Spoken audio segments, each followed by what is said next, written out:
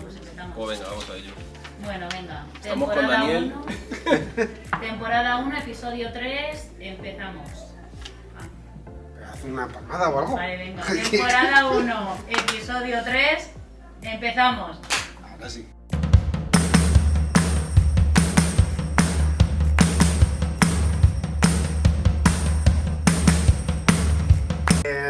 Buenas tardes, bienvenidos un día más a nuestro podcast Ágora Madrid Talks. Estamos muy contentos de tener aquí hoy con nosotros a Aarón, que es CEO de una enfermería domiciliaria, enfermería, sí, ¿no? Enfermería domiciliaria. Y bueno, enfermero pediátrico con mucha experiencia. Nos hace mucha ilusión porque vamos a poder hablar de cositas que creemos que preocupan a las familias, sobre todo familias de infantil. Eso es. Que están todavía acostumbrándose a esto de ser padres. Porque Yo el primero. tú tienes dos además. Yo tengo dos. Y yo creo que podemos hablar de cosas muy interesantes. Para empezar, pues preséntate un poquito, dinos cuál es tu background, de dónde vienes. Claro que sí. Pues yo soy Aarón, como habéis dicho, soy lo primero papá del cole. Tengo dos niñas aquí en infantil y bueno, soy enfermero de pediatría desde hace muchos años y luego en 2017 montamos una pequeña empresa de enfermería domiciliaria que lo que hacemos es ir de casa en casa y valorando las necesidades de cada paciente y ajustarlas dentro de lo que es la disciplina de la enfermería. Todo lo que podamos realizar dentro del domicilio pues lo llevamos a cabo. Y bueno, y hoy estamos aquí pues para abordar un poco esas inquietudes paternales, maternales de aquellos peques del cole o peques en general que puedan tener cualquier dificultad técnica con lo que es, por ejemplo, la administración de medicación o cualquier duda, mitos, realidades que puedan presentarse en lo que es la enfermería e intentar llevarlas a cabo y desengranarlas un poco. Me parece muy interesante porque la verdad es que hasta que no te conocí no sabía que existía el concepto de enfermería domiciliaria y me parece, porque sí que había oído hablar de medicina, ¿no? Sí, el médico que además he vivido fuera, venía muchos médicos a casa, pero me parece muy interesante este concepto de enfermería. ¿De dónde vino la idea? ¿Por qué quisiste? Pues mira, la realidad es que hoy en día no hay muchas empresas de enfermería que se dediquen a lo que es la domiciliación de los cuidados y de las técnicas de enfermería en lo que es en casa, porque conceptualmente en España todavía no se ha llevado a cabo la idealización de decir la salud puede ser también en domicilio, la salud privada tiene cabida en domicilio.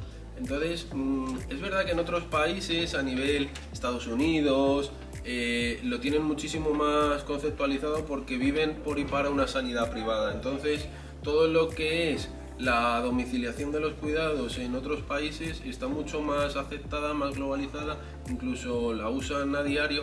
Y en España, como hay una cosmovisión más de salud pública, cuesta un poquito más esa vertiente de sanidad privada en domicilio.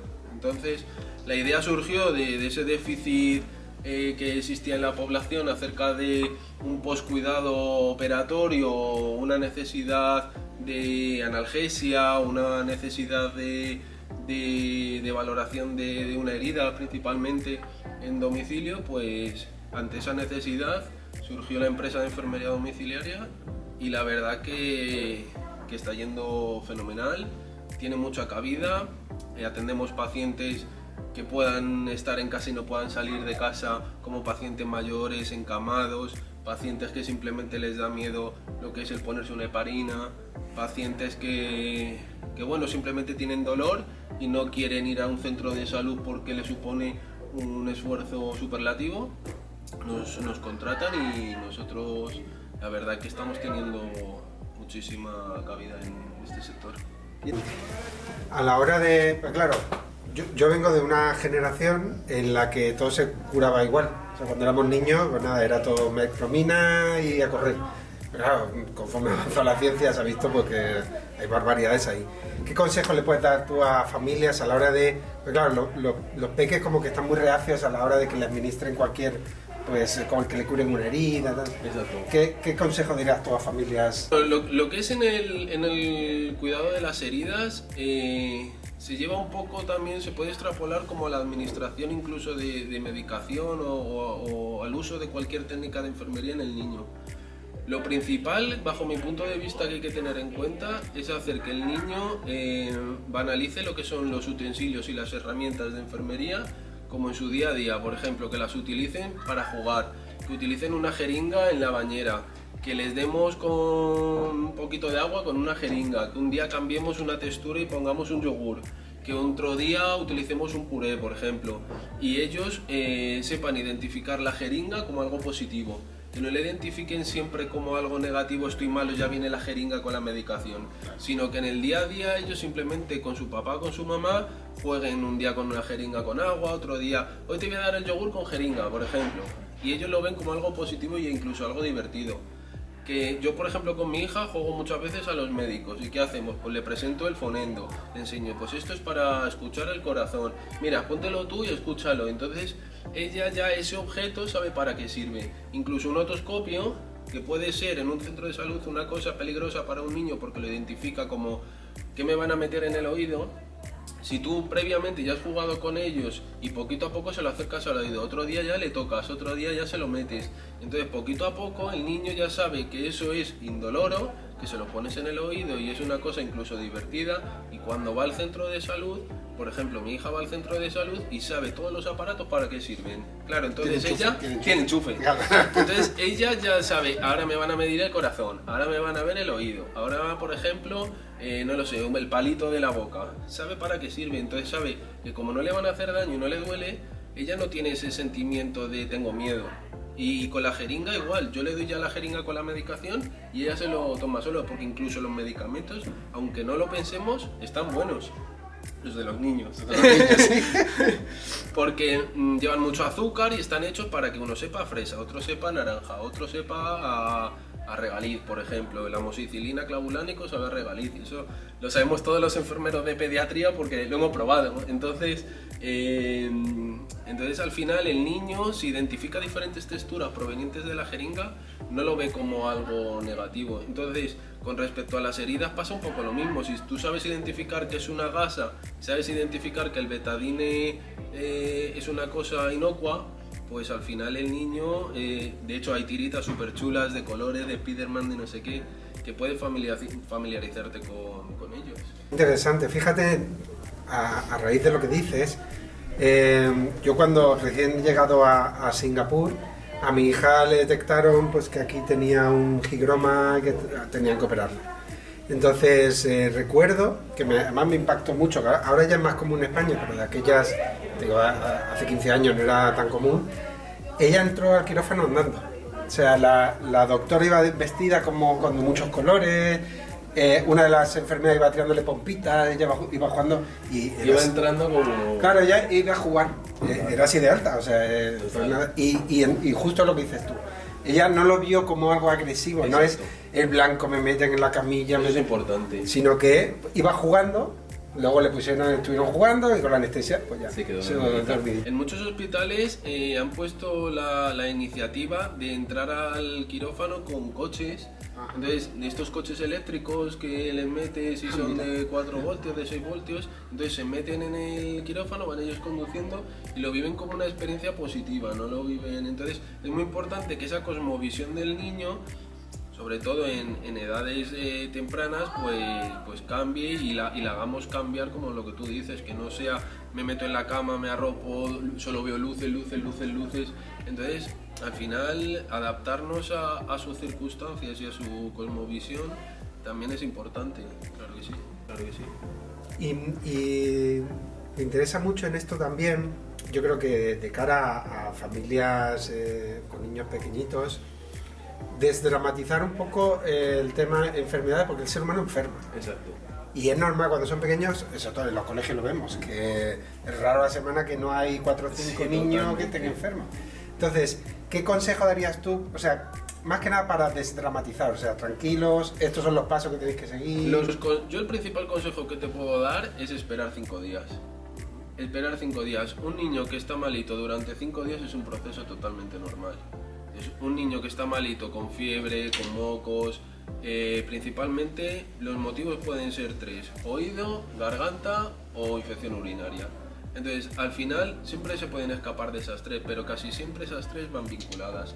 Entonces, si tú esperas 5 días, vas a ver que simplemente con tratamiento sintomático, lo que es paracetamol o ibuprofeno, que el niño esté bien hidratado y claro, paracetamol y agua, como decía el doctor de la serie. Entonces, al final, si tú esperas 5 días, los niños evolucionan por sí solos. Otra cosa es que ya pasen esos 5 o 7 días, el niño siga con fiebre, el niño siga teniendo una sintomatología que no es adecuada. Entonces ahí sí que deberíamos de, si previamente no hemos acudido a un centro de salud, pues intentar, por ejemplo, ver si la sintomatología no viene precedida de un virus, a lo mejor es bacteriano.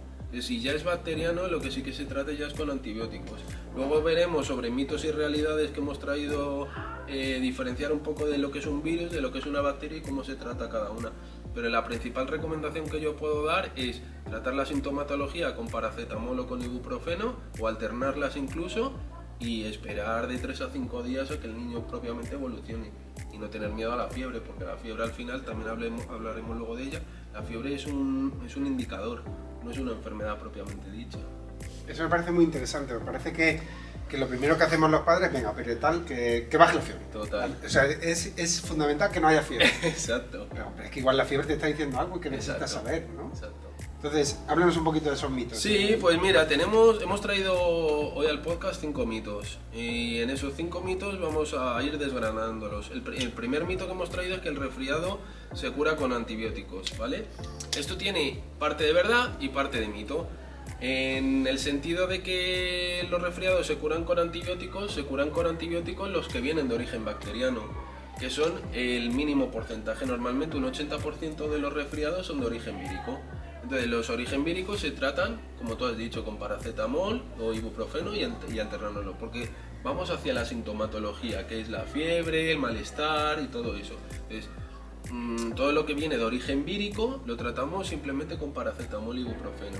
Cuando ya el niño ha pasado esos 5 o 7 días de lo que hemos hablado y empezamos a ver que el niño continúa con fiebres altas, una expectoración abundante, con mocos espesos, verdes, el niño continúa con dolor, pues ahí sí que ya pasados 5 o 7 días deberíamos de abordar la capacidad de que pudiera ser bacteriano. Entonces se hace un exudado en el centro de salud y a partir de ahí se identifica la bacteria que es y se pone el antibiótico acondicionado a esa bacteria. No vale cualquier antibiótico. Tenemos que saber de qué bacteria estamos tratando. Porque hay veces que como que nos han sobrado antibióticos. Exacto. Que no deberían sobrar. Exacto. Y después le enchufo esta a ver si con este... El amoxicilina, que todos conocemos. Exacto. Todo el mundo tiene amoxicilina de 875 en casa, entonces muchas veces la utilizamos como si fuese una aspirina, que antiguamente se utilizaba la aspirina para todo. Pues no, pues es importante saber que si tú das un antibiótico cuando no hay que dar un antibiótico, se crean unas resistencias a ese antibiótico. Entonces cuando haya que utilizarlo, ese antibiótico no va a dar el efecto deseado. Entonces es importante saber cuándo es un virus y cuándo es una bacteria, ¿vale? Y para diferenciar entre virus y bacteria, normalmente tratamos todas las enfermedades como víricas, porque en mayor porcentaje así lo dice la OMS. Y pasados 5 o 7 días se valora la posibilidad de que exista una bacteria en base a la sintomatología del niño y en base a un exudado. Yo aquí te voy a colar uno que no traes, que yo esto lo he discutido mucho con las abuelas de mis hijos, porque es así, que es que el frío enferma, ¿no? No es que en cuanto llega el frío ya se pone, abrígalo bien al nene, y yo diciendo, es que el frío no enferma, lo que enferma son los virus. Exacto. Pero danos una explicación tú, dame la razón. Mira, la explicación, las abuelas son muy listas y es verdad que el frío por sí mismo no enferma, pero el frío lo que provoca es una bajada de defensas. Al bajar las defensas, los virus oportunistas pueden entrar y pueden hacer enfermar al peque. ¿Qué pasa? Que si nosotros mantenemos un niño con una temperatura constante, es difícil que enferme porque no bajan esas defensas. Entonces, el mito, ahora mismo se ha creado también un mito de decir, porque el niño vaya descalzo por casa. Yo tengo una guerra con mi suegro, siempre que viene a mi casa las niñas están descalzas. Entonces, ¿qué pasa? Que las niñas están descalzas en casa, pero como tienen una temperatura adecuada, no se enferman, aunque ellas vayan descalzas. El problema es cuando tu cuerpo baja la temperatura que debe de bajar y entonces ahí sí te bajan las defensas. Entonces es importante saber que si tú vas descalzo, los virus, como dice Lucía, mi pediatra, no entran por los pies, pero sí que es verdad que si tú tienes tu cuerpo baja de temperatura, te bajan las defensas y ahí los virus oportunistas que puedan existir sí que te pueden penetrar en el sistema inmune. Una compañera bióloga me explicaba también que al hacer más frío nos encerramos en sitios cerrados donde no hay ventilación. Eso es verdad. Y entonces ahí compartimos virus con más frecuencia. Entonces, que al final es lo que dices tú, es por un lado la baja de defensa y por otra porque hay más carga vírica. Exacto, hay más carga vírica y en España, que estamos acostumbrados a mantener las distancias más cortas que en otros países, pues eso fomenta en gran medida esta transmisión vírica. Muy bien, cuéntanos otro. Pues por ejemplo, otro mito, la fiebre es una enfermedad. Pues este mito es totalmente falso, porque la fiebre lo que indica, la fiebre es un indicador, y la fiebre realmente a mí me gusta cuando yo veo que mis hijas tienen fiebre, porque yo sé que les pasa algo. Si no estuviese esa fiebre yo no sabría que ellas realmente tienen un problema. La fiebre la tenemos que asociar a infección, ¿vale? Entonces siempre que haya infección va a aparecer la fiebre. Entonces es importante saber que cuando hay fiebre tenemos que irnos a 3 principales puntos: oído, vías altas que son garganta, laringe, bronquios y todo eso, o de origen urinario, una infección de orina, por ejemplo.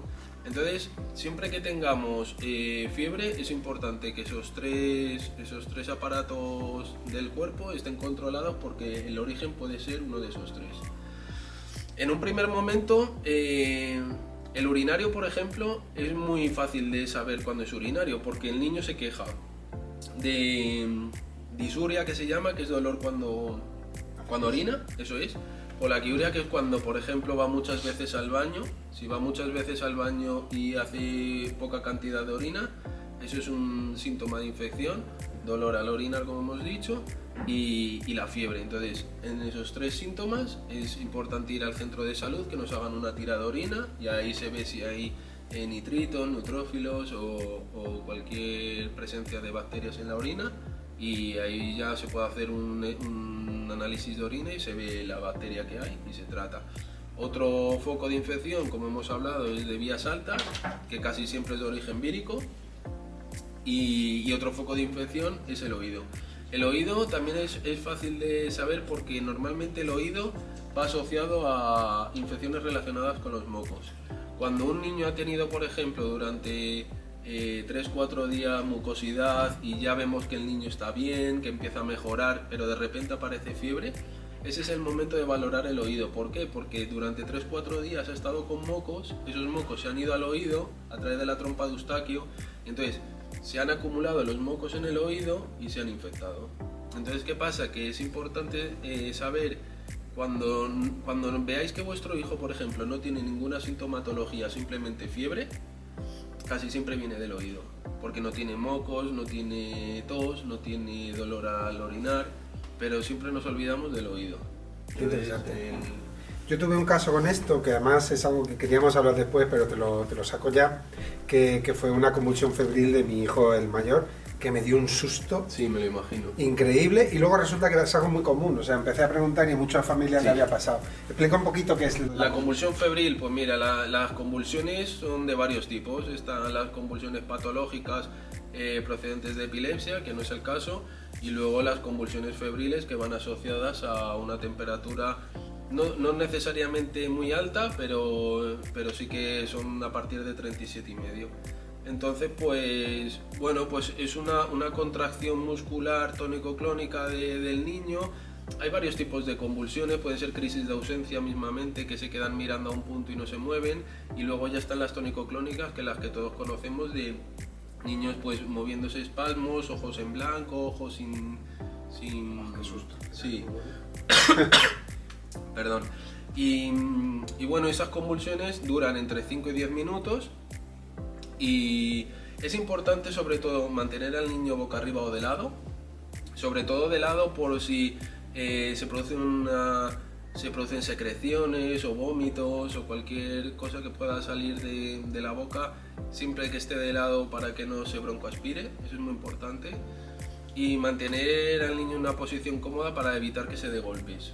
Luego, propiamente el cuerpo vuelve a su ser, y sí que es verdad que deberemos de acercarnos a un hospital a que lo valore, sobre todo si es la primera vez, para que no haya unos problemas relacionados a nivel neurológico.